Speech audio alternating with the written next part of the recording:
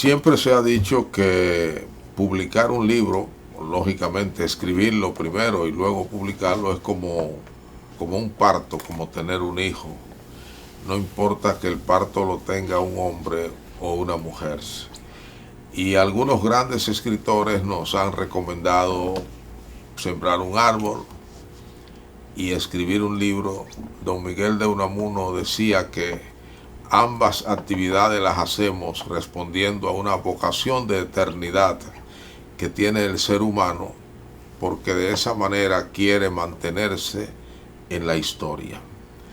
Y lo cierto es que un libro es un esfuerzo extraordinario, un esfuerzo intelectual, un esfuerzo físico, un dejar de disfrutar de determinados momentos para internarnos en la reflexión, en la investigación, en la búsqueda de datos, etc.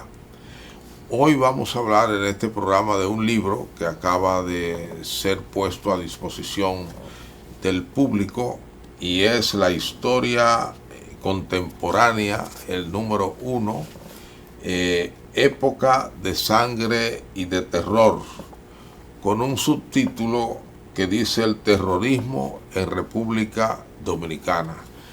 Es un libro particularmente interesante y particularmente único por razones que vamos a ver a lo largo de todo el programa. Y para hablar de este libro y de las motivaciones que están detrás de su escritura, hemos invitado a su autor, que es un veterano periodista, a pesar de que todavía es un hombre joven, periodista profesional dedicado al periodismo político, que es don Sebastián del Pilar Sánchez, un nombre muy español, Sebastián del Pilar Sánchez. Les invito a que me acompañe pues a hablar sobre este libro y para que conozcamos algunas cuestiones importantes sobre el terrorismo político en una época muy cercana relativamente a nosotros aquí en República Dominicana. Don Sebastián del Pilar Sánchez, muchas gracias por la gentileza de acompañarme. ¿Cómo se siente? Bueno, muchas gracias por invitarnos a su programa. Nos place sobremanera estar aquí presente con usted y realmente me siento muy bien. Me dicen que usted es un hombre periodista de los pies hasta la cabeza. En los últimos años hemos estado dedicados a la investigación y hemos participado en muchas actividades, pero sobre todo en el plano político, porque el periodismo que hemos realizado ha sido un periodismo vinculado a la política. Ya. Sí. Usted estudió en la Universidad Autónoma. Sí, estudié en la Universidad Autónoma de Santo Domingo la carrera de Ingeniería Electromecánica. ¿Cómo va a ser? Sí, posteriormente... ¿Y se graduó? Sí. Posteriormente ingresamos al área de la comunicación a través del buen amigo José Cabrera, que en paz descanse, y que murió recientemente, que nos invitó a participar en un curso sobre marketing, public relacionismo. Exacto. Public relacionismo, que era marketing y publicidad. Correcto. En su instituto de publicidad que él tenía aquí en Villa Francisca. Sí. Participamos con él y nos motivamos bastante. Entonces, como teníamos muchos amigos que hacían periodismo y que fueron nuestros compañeros de estudio en la Universidad Autónoma de Santo Domingo, como el caso de Leo Reyes y el caso de el amigo Hernández Villeta, Manuel Hernández Villeta. Y están relacionados también con muchos periodistas, Villeta, como el buen amigo compañero también en el IDP. Sí, entonces nos interesamos por el periodismo y habíamos realizado una labor en la Universidad Autónoma de Santo Domingo con el plano estudiantil como dirigente del Frente Universitario Socialista Democrático FUS.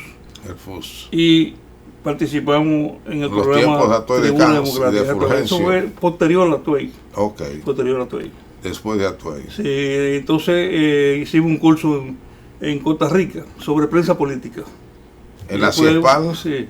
¿En la CIEPAL? En la Catalina. En la Catalina. Sí, invitado por el Partido de Liberación Nacional. Donde había estudiado Peña Gómez, ¿no? Y doña Milagros Ortiz Bosch, sí, etcétera. Sí, hubieron varias personas. Sí, sí, allá en los años 60 y tantos. Los años 60. Nosotros hicimos a finales de los 70, 1979, estuvimos en la Catalina de Costa Rica. Estudiando periodismo político. Exactamente, periodismo político. Qué bien. Entonces ahí ingresamos ya en el plano como relacionista público de la cementera, de la fábrica dominicana de cemento. Luego ingresamos, estuvimos en el Palacio Nacional, gobierno de Jorge Blanco. Participamos con el doctor Peña Gómez en el área de las comunicaciones en el Ayuntamiento del Distrito Nacional, y después pasamos por el Congreso, donde hemos pasado más de 20 años en el Congreso Nacional. Tiene una experiencia enorme en digamos, lo que hoy se llama periodismo corporativo, que no es más que las relaciones públicas. Qué bien, fíjese qué interesante esa migración vocacional de ingeniería mecánica, ¿no? Sí, electromecánica. Electromecánica al periodismo. ¿Y por qué ese cambio? Porque de ciencias tan exactas, eso fue debido al mundo de la literatura, a una relación personal que sostuvimos con algunos periodistas muy buenos amigos, sí, como el caso de Eulalio Almonte Rubiera, exacto, que era mi vecino, sí, y siempre nos juntábamos en la casa de Víctor Mansueta, sí, alias Nelson, Víctor, en el Sánchez Payá, el difunto, el difunto Nelson. Trabajamos con él en El Sol mucho en el periódico tiempo. El Sol. Ahí estaba también Fermín Ariabelián, el mocano ilustre. Entonces disfrutábamos esos bocadillos de Fermín. Sí, seguro. Y con pique y sin pique de Radio Popular. Y Radio Popular, sí. Y en el periódico El Sol, y ahí comenzamos con esa vinculación. Yo fui responsable de llevarlo a Radio Popular porque yo era director de prensa de Radio Popular. Sí. Y entonces necesitábamos una persona para hacer esa sección que se llamaba genéricamente Con Pique y Sin Pique, porque antes la hacíamos entre Juan Bolívar y yo, pero entonces me tocó pasar a dirigir el noticiario y ya otra persona debía de ocuparse. Un personaje de Moca también trabajó como corrector de estilo ahí con nosotros en El Sol. Qué bien, porque bueno, sí se dan, ha habido grandes escritores de literatura, por ejemplo, que han sido físicos, matemáticos, etcétera, pero no es usual que una persona pase de las ingenierías a las letras. Por lo menos en nuestro país. Me parece que es Ramón Núñez Fernández, ingeniero civil. Sí, pero él es economista, él estudió también, hizo un posgrado en economía, y él ha pasado a la comunicación básicamente de televisión y escribe artículos, ¿no? Es un caso sí que se puede mencionar, pero no es como el caso suyo, porque usted se ha dedicado fundamentalmente al periodismo. Él comparte, todavía él trabaja en ingeniería. Sí. Y además usted ha escrito investigaciones permanentemente en el periodismo, que ya es una fase, un estadio del periodismo que va mucho más allá de digamos, del reporterismo, de la noticia simple, etcétera, etcétera.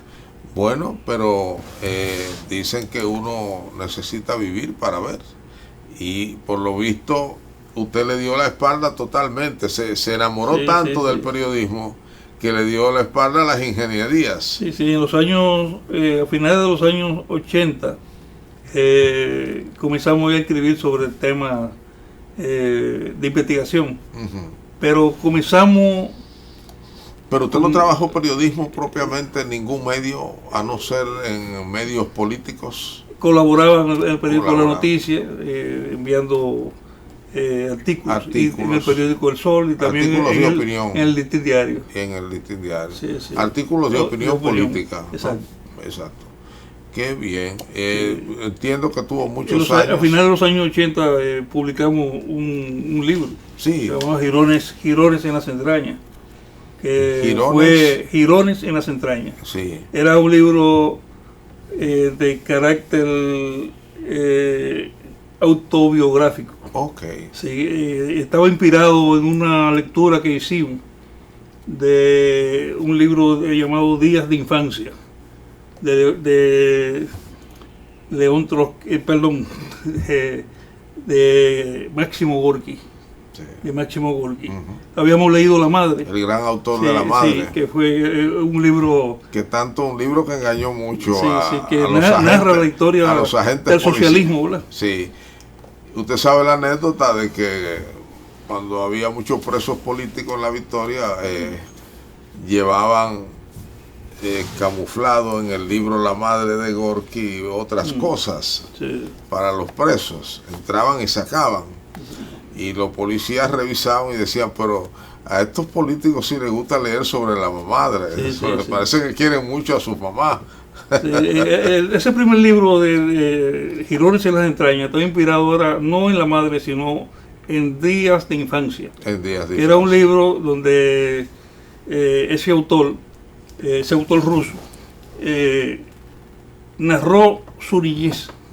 Narró su niñez, de que se desenvolvió en situaciones muy difíciles, porque era muy ruda la vivencia con un padre que acababa de fallecer, criado por su abuelo, y una serie de situaciones que me motivaron posteriormente a escribir Girones en las entrañas, aunque puedo decir que también me inspiró una lectura que hice de un libro de don Manuel del Cabral, a sugerencia de una amiga Grey de Raful, la esposa de Tony Raful, que me prestó un libro llamado de Manuel del Cabral, que era una especie de autobiografía. Sí, conozco el libro. El libro se llama Historia de mi voz. Así es. Historia de mi voz. Sí. Ahí es donde narra el famoso incidente aquel de Balaguer. De Balaguer, exactamente. En Santiago.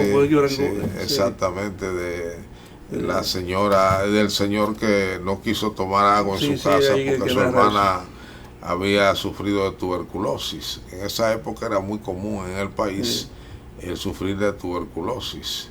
Ese libro tuvo mucha difusión a nivel de amigos, porque fue una distribución a nivel de amigos. Tuvo una buena presentación del amigo Peralta Romero, que lo presentó en la Biblioteca República Dominicana. 1997. O sea, que usted tiene una acentuada vocación no solo por la literatura, sino por la escritura. Sí. También escribimos otro libro, ese no he podido ver todavía. No ha sido publicado. No ha sido publicado, que es una novela, se llama Refugio en la Cumbre. También se trata de vivencia novelada. Es un libro de historia novelada. ¿Usted escribe a diario o escribe por época? No, yo estoy escribiendo todos los días. Todos los días trabajo. Y tengo una disciplina de ir al Archivo de la Nación o la biblioteca, incluyendo la Biblioteca del Senado, por lo menos 3 veces a la semana. La Biblioteca del Senado es muy buena, poca gente la visita, por lo menos cuando yo era reportero, poca gente la visitaba. Los investigadores para ver las memorias son documentos extraordinarios. Después que el amigo Pedro Hermosén se retiró del periodismo, no hemos tenido un periodista, hasta los otros días no hemos tenido un periodista que se ocupe de las memorias. Pedro siempre revisaba las memorias. Yo tuve muy buena experiencia revisando, porque antes, sobre todo en los gobiernos de Balaguer, era como un ritual de toda la prensa nacional. Después que se presentaban esas memorias, pasábamos los reporteros días y días escribiendo sobre cada una de las instituciones. Y uno iba y pedía ese librasco, qué sé yo, las memorias de la CDE, porque antes las informaciones no fluían a diario como fluyen hoy. Hoy ya cuando llegan las memorias es poco lo que hay para escribir, porque se ha dicho todo durante el año. Los funcionarios hablan más que antes y además los periodistas por motu propio tienen más iniciativa de pedir informaciones específicas y concretas, etcétera, etcétera. Bueno, hay que decir que el periodismo es un oficio muy seductor y es capaz de convencer a un médico, a un economista, a un sociólogo para que cruce la valla y termine siendo periodista. Y en el caso suyo creo que usted se dejó seducir y convencer del periodismo. ¿Por qué le satisface más el periodismo que la ingeniería electromecánica? Yo diría que debido a la práctica, durante mucho tiempo estuvimos en un programa de radio donde teníamos que escribir todos los días. Todos los días tenemos que escribir los asuntos de los temas nacionales. Exacto. Estamos hablando del programa Tribuna Democrática, donde hablaba con frecuencia el doctor José Francisco Peña Gómez. ¿Usted comenzó ahí en qué año? Nosotros comenzamos en el año 1973. Con Plinio. A raíz de la división con el compañero Plinio Vargas Mato. Exacto, la señora Corporán. La Milqueya Corporán, que en paz descanse, hace un par de años que murió, una gran persona, extraordinaria compañera. Juan José Encarnación Soto, que acaba de publicar un libro también recientemente. Lo tuvimos aquí hablando de su libro. Bajo la dirección de Tony Raful, el poeta Tony Raful, y de Mollita, el que fue luego doctor Rafael Moya Valdés. Secretario de Trabajo. Rafael Moya Valdés. Él fue secretario de Estado de Trabajo. En el gobierno del doctor Salvador Jorge Blanco. Le decían Mollita. Sí, le decían Mollita. Un abogado, asistente del doctor Peña Gómez, siempre fue un seguidor del doctor Peña Gómez. Ya. Y usted estuvo ahí muchos años. Sí, estuve ahí desde 1973 en la división. Hasta los años 90, cuando se produjo la división. Exacto. Que pasamos a formar parte de uno de los grupos, junto con el licenciado Jacobo Masluta. Entonces ahí nos inventamos el programa Jacobo al Poder. Orientado por el propio Raful. Ya. Sí. Usted su tarea era escribir lo que leía. Escribir lo que leía. Eso trabaja ahí. Noticias, comentarios políticos, etcétera. Hacer los comentarios. Tony y Raful hacían el editorial, nosotros los comentarios. Qué bien. Pero usted no fungía de locutor. También. Sí. Qué bien. Esa era una época donde la mayoría de los locutores profesionales no querían participar en actividades políticas. Por supuesto, y mucho menos en una política como la que practicaba el PRD entonces, como un partido de oposición muy trepidante, digamos, era un riesgo y la familia misma presionaba bastante. Vamos a ir a un segmento comercial para que comencemos a hablar de su parto, el terrorismo en la República Dominicana. Bueno, tengo en mis manos este libro de don Sebastián del Pilar Sánchez, que como hemos dicho se llama Época de Sangre y Terror, el terrorismo en la República Dominicana. Es un libro de casi 175 páginas y tiene varios capítulos. Uno es Recordando al comandante Pichirilo, otro Crónica completa del arresto y la desaparición de Guido Gil, Billo, héroe y luego villano, Henry Segarra, desaparecido, La Mano, que fue una organización que aterrorizó al país, el histórico paro contra el crimen en Moca, trágico secuestro de Lagrange y la señora Casanova, desmanes de una pandilla secundaria, la banda terrorista de Constantino Félix, la banda de Macorís, no del pueblo, sino de Pérez Martínez, la dureza policial del general Pérez y Pérez, etc. Bueno, este es un libro al que yo le confiero mucha importancia porque los dominicanos hemos escrito mucho sobre historia, pero nos gusta del 61 para atrás.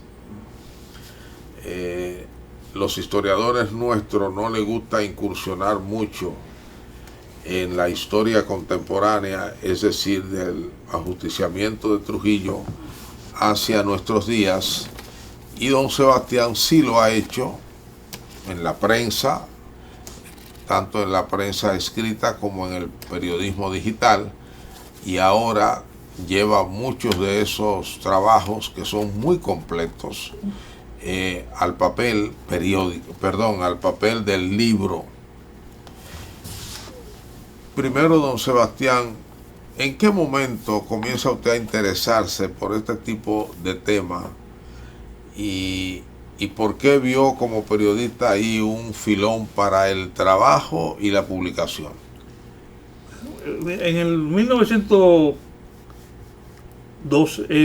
2012, nosotros comenzamos a escribir Refugio en la Cumbre, como le dije, una novela sobre la realidad social y política de la República Dominicana. Y los actores principales, claro que son inventados, pero sacados de la realidad. En sentido general, todos los actores secundarios son reales. A partir de ahí, nosotros decidimos hacer un cambio e ir directamente a narrar los hechos tal como acontecieron. Escribiendo la novela,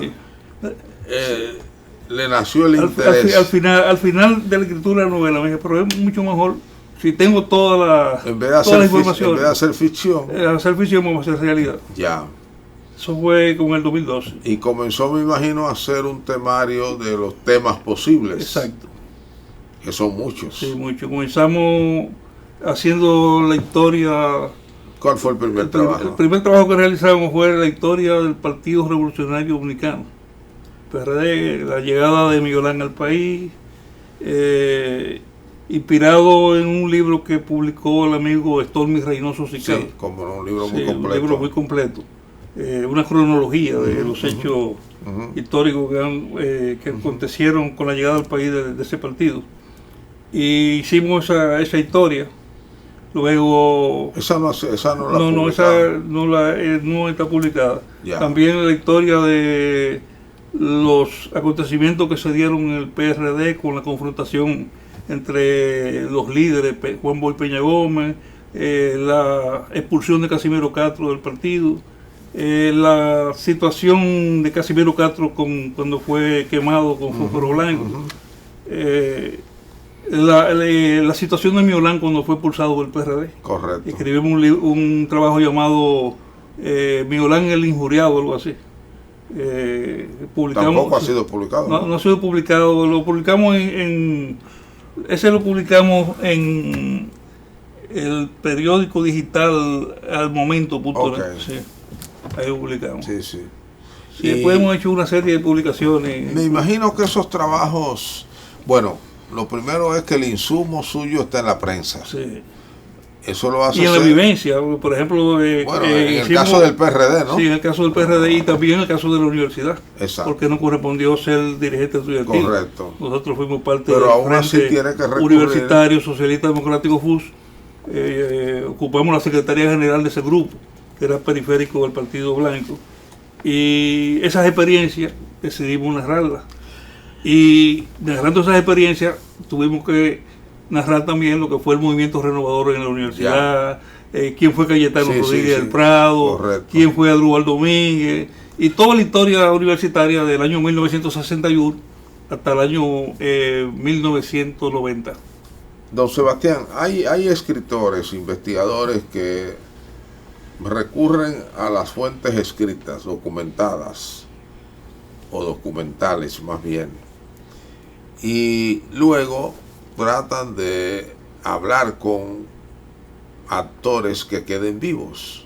En el caso suyo, usted se limita a la prensa. No, cuando tocamos, por ejemplo, el tema de la historia del MPD, nosotros no fuimos parte de ese partido, pero para hacer esa historia que ya la hicimos casi completa, tuvimos que hacer mucho diálogo. ¿Esa es la historia? Con el antiguo dirigente. Esa es otra historia. ¿Cuál es la historia? La historia del MPD. Del MPD. Narramos la llegada al país del MPD. Ahí en el sí año 1960. Ahí hizo consultas. Ahí usted nos facilitó su publicación en Areito. Sí, también hicimos una narración de lo que fue el MPD en 1960. Y las guerrillas. Y la guerrilla del MPD. Lo que fue la Guardia Roja. Exacto. La Guardia Roja dentro del MPD. Una última publicación sobre el MPD fue sobre la expulsión del MEN y también de Onelio Espaillá, que decretó prácticamente la división de ese partido. Correcto. Ahí usted recurrió a la consulta, a la entrevista con los personajes. Sí. Y en los otros trabajos que usted se concentra digamos, en la prensa, y estoy recordando a un famoso periodista norteamericano llamado Jan Reston, que decía, periodista del New York Times, que decía que los periódicos eran el borrador de la historia. ¿Cómo se la ingenia usted para neutralizar, digamos así, las frecuentes imprecisiones de la prensa escrita? Por ejemplo, nosotros buscamos la información no solamente en un medio, sino vamos a todos los medios. Coteja. Hacemos cotejamos la información y luego determinamos en base a nuestro criterio de cuál fue la realidad de esos hechos. Correcto. Ok, o sea, un trabajo arduo. Sí. Porque hay que leer todo. Por ejemplo, nosotros escribimos en una ocasión sobre un tema que donde hubo una confrontación a nivel de periodistas de mucho prestigio, como el caso del doctor Pitaluga Aníbal y Miguel Hernández. Que hubo una confrontación por un análisis que hizo Miguel Hernández sobre el fusilamiento de un fusilamiento que ocurrió en la Romana de un dirigente de izquierda llamado Caunabo Jorge. Diferente al caso de Juanito. ¿No? El mismo Juanito. El mismo Juanito. Sí. Eso produjo una gran división porque decía Pitaluga que el señor Miguel Hernández, que trabajaba por el periódico El Nacional, no debió haber hecho esa publicación. Era como un abuso de la libertad de expresión. Entonces, todas esas cosas había que cotejarlas. Sí. Porque eran posiciones encontradas, pero también... pero eso usted lo consignó en el trabajo que hizo sobre Juanito. En el trabajo sobre el fusilamiento de Juanito. Sí, yo recuerdo perfectamente esa noticia. Y eso conmovió al país. Más que discusión en la clase periodística, produjo una gran discusión, sobre un hecho de un grupo que hace justicia por sus propias manos y que tenía su propio código. Y Juanito era muy conocido en la izquierda, pero no era conocido en todo el país. Sí. Entonces, después del trabajo suyo, se vino a poner sobre la mesa una serie me parece a mí, de hechos que eran desconocidos para la opinión pública, ¿no? Sí, yo recuerdo perfectamente, esa era la audacia del periódico El Nacional de la época. Sí. Era un periódico muy, muy audaz. Y la verdad es que no periódico de vanguardia. Sí, no hubo ninguna acción pública del gobierno ni de nadie.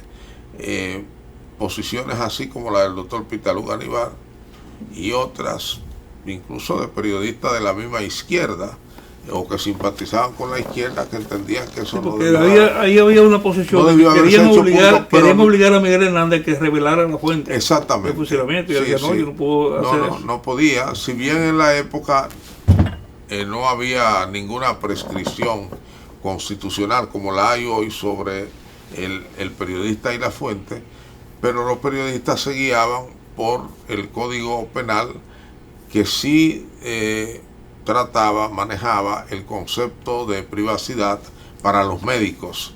Entonces se hacía una extrapolación. Eso lo trata muy bien el doctor Artañán Pérez en algunos de los comentarios que hizo al Código Penal dominicano.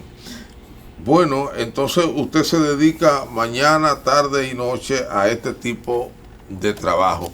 Yo le iba a decir, pero ya usted me ha dado la respuesta, que qué extraño que usted, a pesar de ser un hombre de partido y de un partido en específico, había escrito poco sobre ese partido. Pero ahora veo que usted casi tiene una historia. Lo que no hemos publicado, pero hemos publicado poco, pero tenemos casi toda la historia, ¿no? Y yo me alegro mucho porque a mí me tocó en el 78, cuando don Antonio iba a ascender al poder, publicar los primeros trabajos que se publicaron en el país sobre la historia del PRD en el exilio. Desde su fundación hasta que vino al país, recuerdo en 2 entregas en el periódico El Sol, entrega de 2 páginas cada uno, y hasta ese momento pues eso no se había escarbado mucho, ¿no? Porque en el exilio hay una historia muy interesante del PRD, muy interesante. Nosotros tocamos la historia del PRD en el exilio y, como le dije, ya habíamos escrito sobre Casimiro Castro, la expulsión de Casimiro, lo que tuvo que pasar Migurán dentro del partido, que hasta el nivel de que fue expulsado, habiendo sido presidente del partido, secretario general del partido. No, y el pionero, vino aquí en la famosa Comisión de los Tres, de la Libertad, sí. Y a él se le atribuye toda la organización, sí. Y se ve en los periódicos de la época, se ve a don Ángel yendo de pueblo en pueblo, comenzando por Ocoa, a juramentar. Fue el organizador. Sí, y él además tenía la fama de ser un gran organizador. Esa había sido su experiencia en México y en La Habana. Así es. Recientemente concluimos un trabajo sobre el Acuerdo de Santiago. Incluso de hecho que algunos dirigentes políticos me dicen, pero ven acá, pero eso es así, de que tú dices que Cataño Cepallá fue candidato del acuerdo.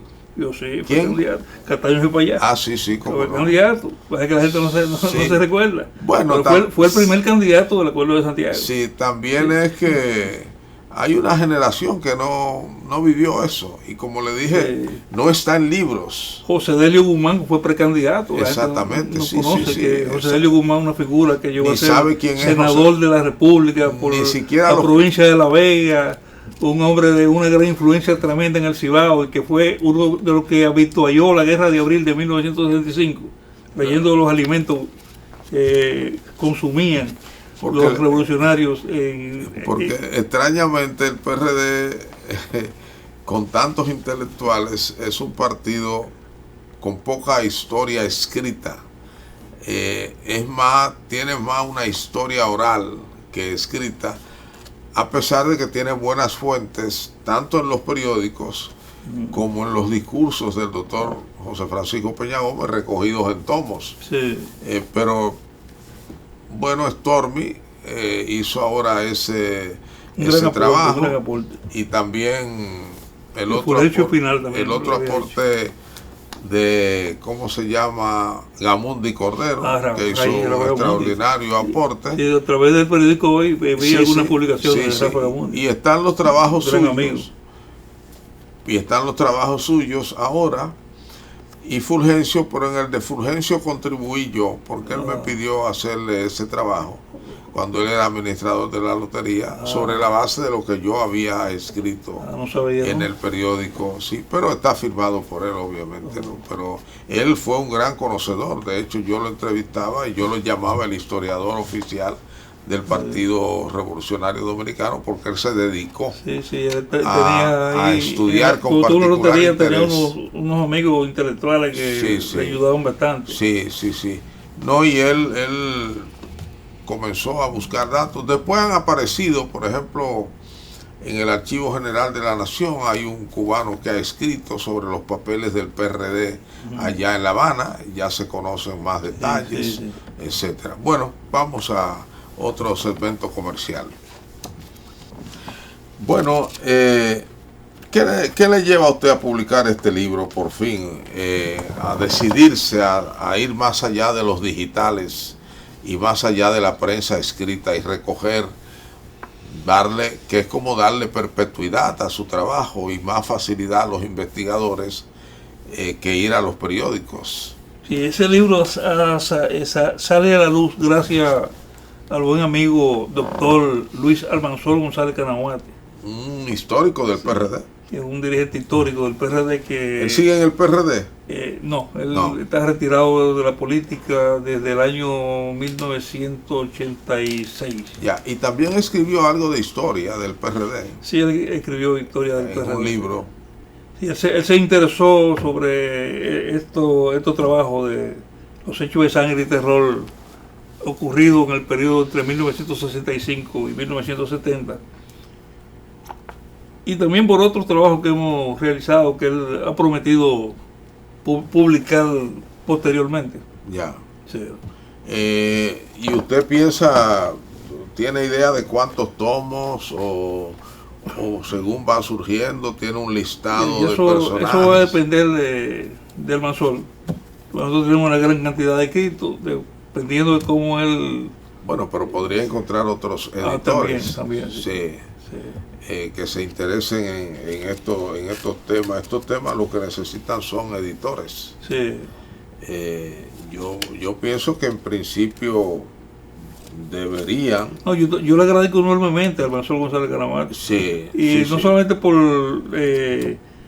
esa disposición y ese entusiasmo que manifiesta con la publicación del libro, sino que con la presentación. Él hace una excelente presentación del libro. Y en un momento él fue un representante de lo que podríamos llamar la ortodoxia del partido. Sí, un hombre que tiene mucha historia. Sí. Recuerde que él fue diputado del Congreso Nacional en 1982, 1986. Exacto. Y que antes de eso había sido presidente de la AMUCABA. Y estuvo en organización Asociación de Músicos, Cantantes y Bailarines. En el área y fue director nacional de organización del PRD. Exactamente. En la época en que es un puesto muy importante. En la época en que se hizo el primer listado nacional de militantes. Usted sí no ha escrito sobre Juan Bosch ni sobre Peña Gómez. Sí, hemos escrito. Incluso hemos enviado algunos trabajos. ¿Sobre Juan Bosch? Sí, sobre Juan Bosch. Nosotros hemos escrito varios trabajos sobre Bosch. Por ejemplo, publicamos la confrontación que tuvo Bosch en 1970 con el Movimiento Popular Dominicano. Sí. Sí, la confrontación que conllevó cuando él regresa al país, que encuentra al PRD muy vinculado con las izquierdas. Sí. En ese proyecto que tenía el Movimiento Popular Dominicano de golpe de Estado revolucionario. El MPD, también con la línea roja. Sí, con todas las izquierdas. Ahí estaba Rafa Gamundi, ¿no? Rafa Gamundi estaba más relacionado con el llamado Partido Comunista de la República Dominicana. Exactamente, con el Paco Heredia, él formó un grupo llamado Movimiento de Nueva República. Exactamente. Morenure, Movimiento Revolucionario Nueva República. Así mismo.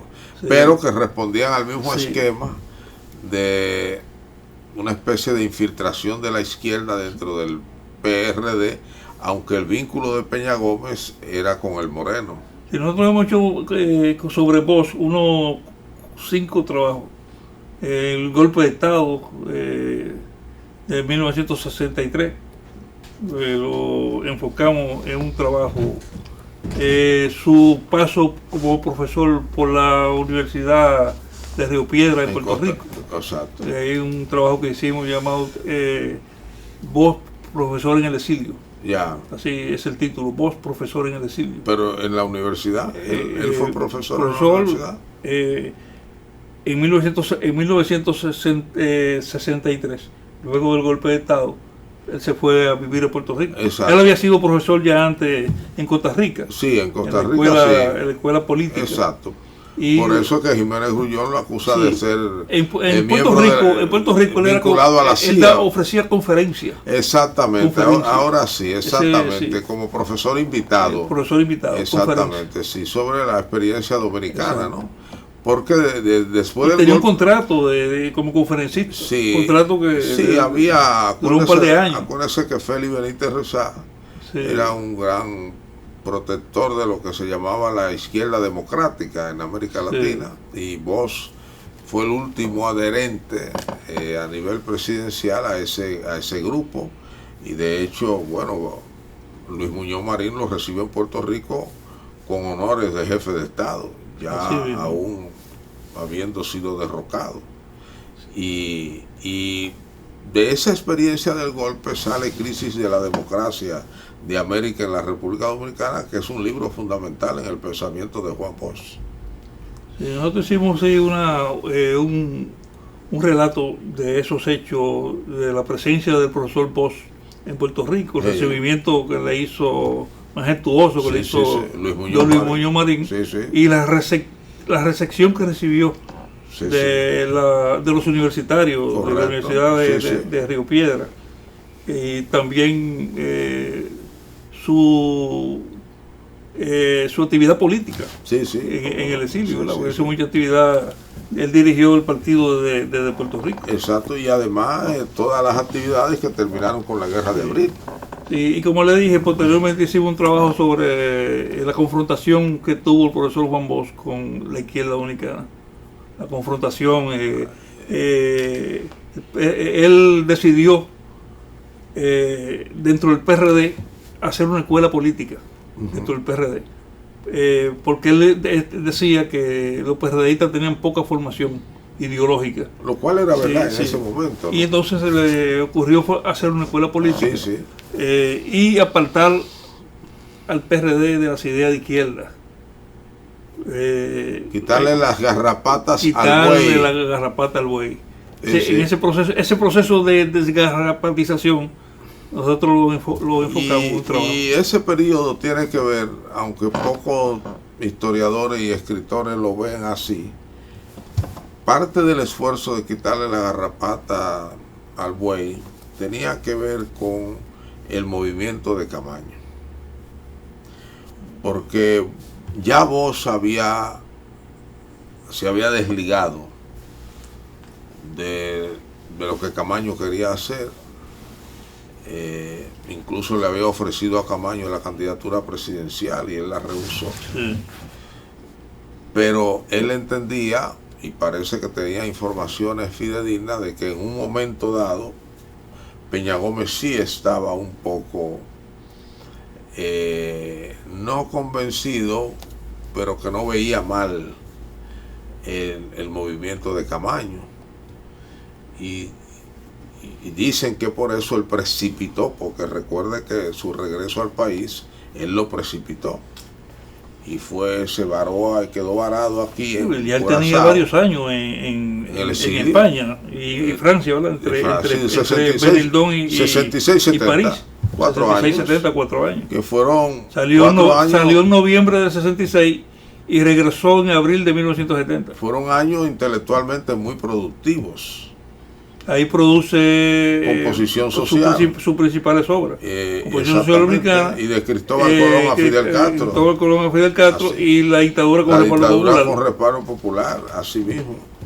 El pentagonismo. Sí, y el pentagonismo que le dio una vida intelectual y yo diría que mucha principalidad entre los grandes pensadores de Estados Unidos y de Inglaterra, sobre todo, porque por allí se valoró mucho más que aquí esa obra, el pentagonismo, sustituto del imperialismo, porque ya era como una tesis nodal clara para un hecho que todos veían ahí y que tenía que ver con las acciones militares de Estados Unidos. Pero bueno, la historia vista así por capítulo, como la presenta usted, creo que se hace mucho más interesante que verla macro, ¿no?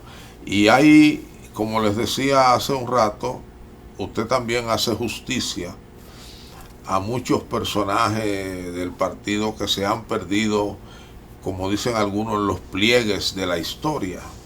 Por ejemplo, en La Vega, el señor Estrella, que fue una figura fundamental. Ambioris Díaz Estrella. ¿Quién se acuerda de Ambioris Díaz Estrella? Facundo Gómez Estrella. Exacto, Facundo Gómez de La Vega y y Díaz Estrella de Santiago, que en un momento... Ambiori Díaz Estrella fue el secretario general y fue la figura principal de Santiago. Fue un político vibrante, que aunque estaba radicado en Santiago, en el Cibao, su dimensión era nacional. Era diputado del Congreso Nacional. Sí. Y después de la vocería del doctor Yotin Curi, en 1966, Ambiori le correspondió 3 años ser el vocero de los diputados PRDistas en el Congreso mismo Nacional. Doctor Yotin Curi es una figura interesante porque lo que divide a Peña Gómez de Yotin Curi es extrañamente la Revolución Peruana. Y precisamente con relación a Yotin Curi, nosotros hicimos un trabajo sobre Yotin Curi. Creo que ha sido el único trabajo que se ha hecho de la militancia del doctor Curi dentro del Partido Revolucionario Dominicano. Hicimos un trabajo sobre, porque siempre que se habla de Yotin se piensa en el canciller de la Guerra de Abril y en el rector de la Universidad Autónoma de Santo Domingo. Pero la gente ignora que él fue el vocero de la oposición, no solamente del PRD. Entre él y Casimiro Castro pusieron a Balaguer en ascuas del 66 al 70. Ese trabajo que hicimos sobre Yotin Curi fue publicado por el señor Juan Daniel Balcácer. Es un libro que él escribió sobre Curi.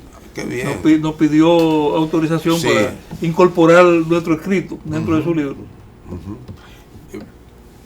Ahora, la salida de Yotin Curi del PRD fue una salida por razones estrictamente ideológicas, en una confrontación con Peña Gómez, que tenía una gran fascinación por la revolución militar peruana. El PRD le dio un buen trato al doctor Curi, que el doctor Curi llegó a ser presidente de la Comisión Política. Cómo no. Era después de Juan Bosch y de Peña Gómez era el tercer hombre. Y por eso chocó tanto que después él fuera el consultor jurídico de un hombre a quien él había atacado tanto, Joaquín Balaguer. Y participó también en el famoso Frente Patriótico. Es impresionante la política dominicana, ¿verdad? Vamos a llamarlo al estilo marxista, las rupturas y los saltos, ¿verdad?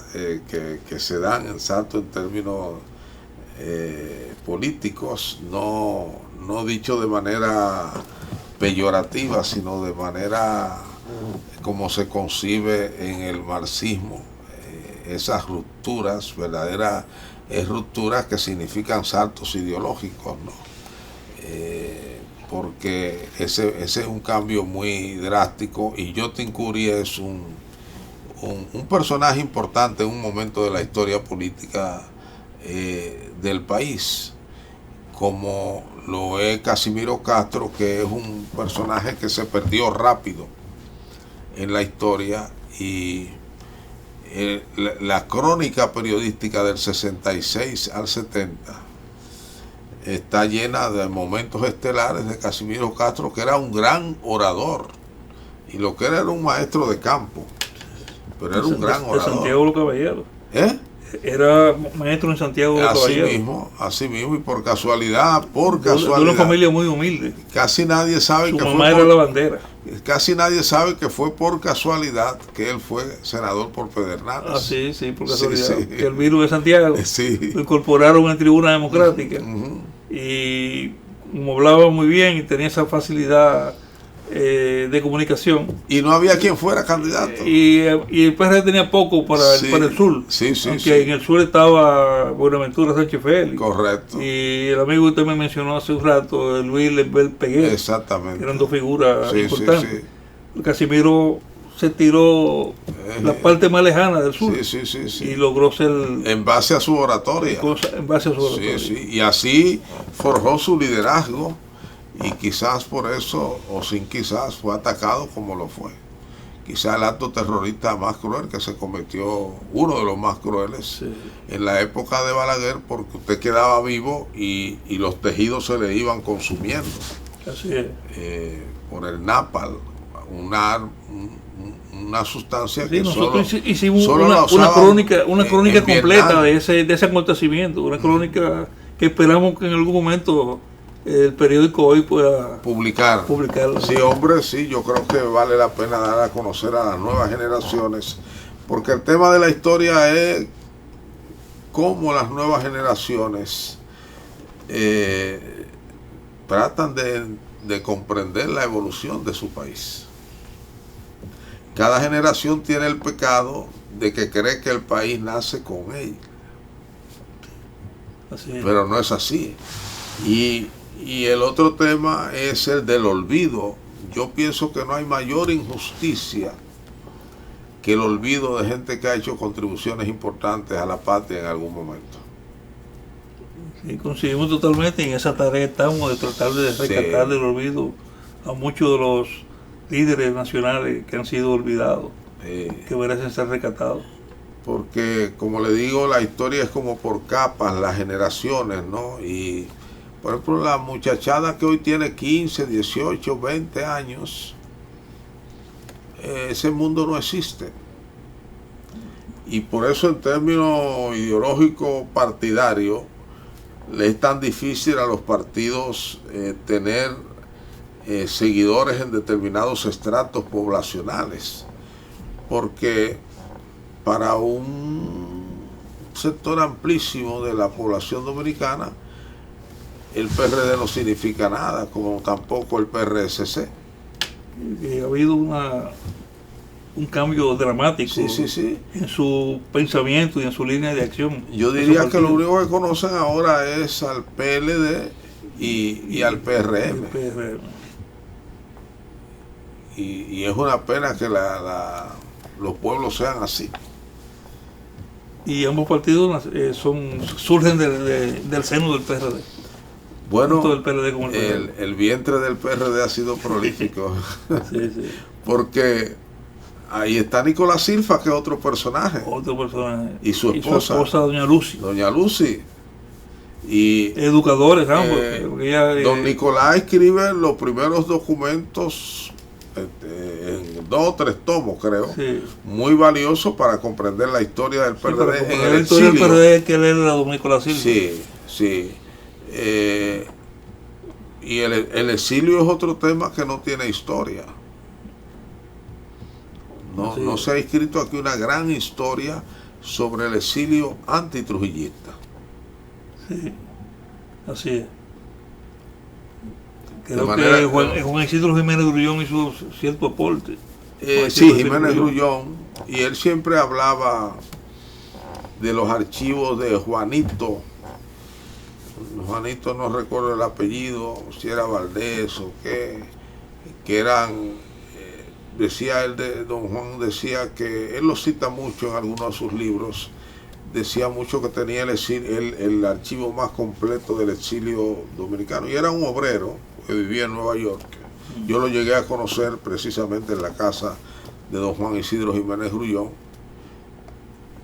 pero no he sabido nunca que se han hecho esos archivos, porque también nosotros hemos perdido muchos pedazos de archivos de historia dominicana, en La Habana, México, Nueva York, Puerto Rico. El doctor Tirso Mejía Rical, que falleció recientemente, hizo algunas publicaciones también sobre esas historias. Sí. No conozco la de Tirso, sobre el exilio antitrujillista. Pues ya. Que tuvo una gran participación. Tuvo una relación con el MPD. ¿Cómo no? Con el MPD y participó en una conspiración contra Trujillo. Allá nos hicimos eco de una polémica de él con este muchacho de Pradel, que escribió 2 tomos de sus memorias, y parece, según el parecer de don Tirso, que no trató muy bien a su hermano, a Octavio. Sí. Entonces él hizo unas precisiones que luego contestó, que fue diputado y que del grupo de Moreno, de Pradel. De Pradel, ese es Fidelio. Fidelio de Pradel. Sí. Don Fidelio, que ahora tiene 85 años, acaba de cumplir. y que es probablemente el más veterano de los políticos dominicanos. Sí, de 85 años. Y él bien vivido, ¿verdad? Ha sido muy inteligente porque y bien combatido. Escribió sus memorias. Sí, como quien dicen los historiadores, hay que leer para que otros no digan de mí lo que quieran, ¿verdad? Sí, sino yo quiero dar mi versión de los hechos donde yo participé. Qué bien. Sobre todo en el caso de él, que siempre ha sido un poco controversial, ¿verdad? Sí, por su gran actividad exactamente, como dirigente del 14 de junio. Y sobre todo, exacto, ese capítulo que tiene que ver con las guerrillas de Manolo. Sí. Son de las polémicas que nunca se van a concluir, porque las versiones van a sobrevivir de ambos lados, ¿no? Don Sebastián del Pilar Sánchez, le agradezco sobremanera el gesto de venir a acompañarnos para hablar de este hijo, que ya veo que es el segundo hijo suyo y que tiene otros ahí listos, tiene una novela lista también para ser publicada, y yo espero que Dios me le dé vida y pasión por la historia contemporánea para que siga escribiendo sobre la política dominicana, que es una manera de hacer pedagogía política y es también una manera de hacer justicia a mucha gente que ha contribuido desde posiciones humildes y otros desde posiciones altas, y que hoy no son tomados en cuenta en la galería de los grandes actores de la política dominicana. Quiero despedirme haciendo justicia, recordando que el amigo Jimmy Sierra fue la persona que más influyó en los trabajos que hemos realizado sobre el movimiento popular dominicano y la izquierda dominicana, y también el doctor Julio Aníbal Suárez. La famosa tertulia del teórico. Sí, su famosa tertulia, así mismo. Muchas gracias a ustedes, gracias por igual. Nos vemos en el próximo programa.